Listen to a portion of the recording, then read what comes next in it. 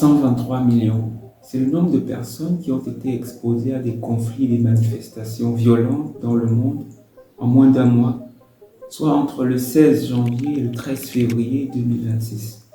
Pour représenter ce chiffre, imaginez 1500 stades de football de 80 000 places, tous remplis, tous exposés à la violence. Dans la même période, 15 667 personnes ont perdu la vie au cours de 31 459 incidents répertoriés, ce qui représente en moyenne plus de 500 morts par jour liés à des conflits ou des manifestations violentes. Tous ces chiffres viennent de ACLED, un observatoire indépendant et impartial qui collecte en temps réel les données sur les violences politiques à travers le monde. Et en travaillant sur ces chiffres, une chose m'a frappé: la violence mondiale ne ressemble plus à ce qu'on imagine. Sur cette première carte qui répertorie les incidents et manifestations violentes entre mi-janvier et mi-février 2026, un constat saute aux yeux.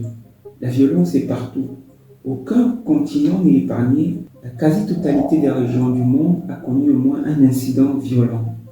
Les pays qui enregistrent le plus grand nombre d'incidents sont l'Ukraine, l'Inde et la Russie. Mais attention, plus d'incidents répertoriés ne veut pas dire forcément plus de morts. Quand on regarde maintenant la carte sur la létalité des incidents répertoriés par ACLED, le regard se déplace et il se pose en Afrique. Le continent enregistre à lui seul plus de 7500 morts liés à des conflits et manifestations violentes en à peine un mois.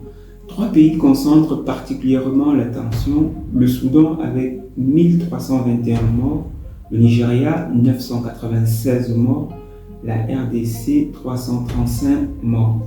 Des chiffres vertigineux, et pourtant ces violences font rarement la une des médias internationaux. La troisième carte change encore notre perspective.